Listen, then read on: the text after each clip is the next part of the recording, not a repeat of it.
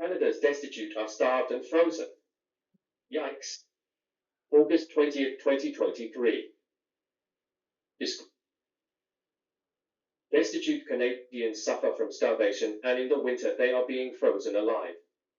Why? Are we heartless? Before 1972, we used to house the destitute in local jails, and there they had food and a bed. Heat.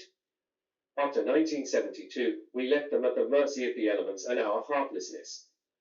In 1972, the Supreme Court of Canada decriminalized vagrancy laws. They felt that the hippies' non-materialist attitude was creating criminals out of teens.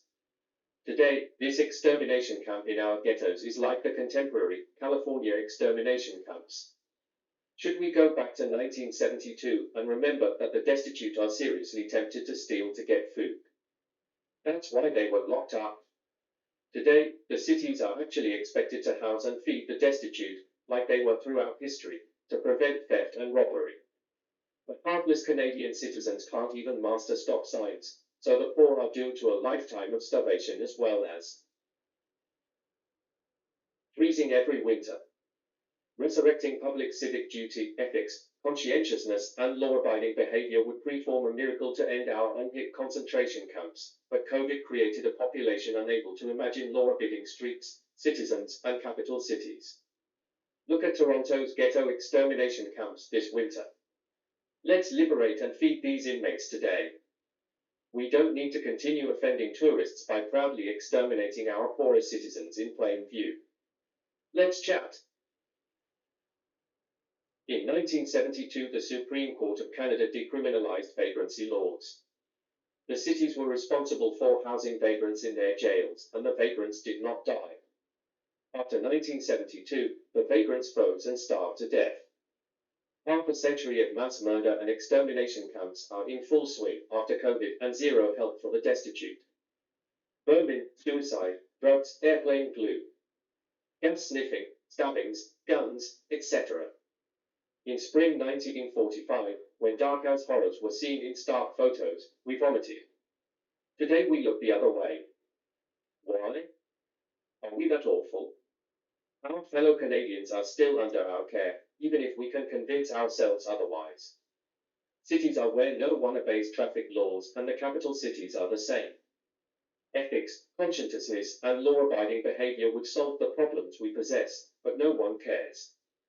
So those lumps on the sidewalk die. Why? Are we that bad? Let's chat.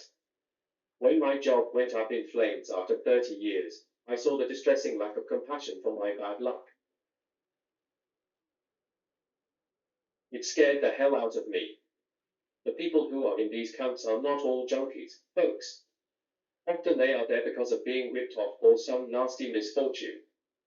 Some are from group homes where their plans didn't work out and they are suicidal and without hope.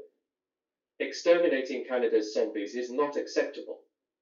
Only a population that speeds, blows stop signs and jaywalks with their children on Mother's Day is capable of this horror. Looking the hell away is what weasels do. Vultures.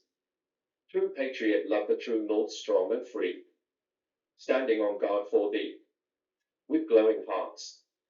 The extermination camp in the capital is thoroughly and absolutely disgusting. Let's chat.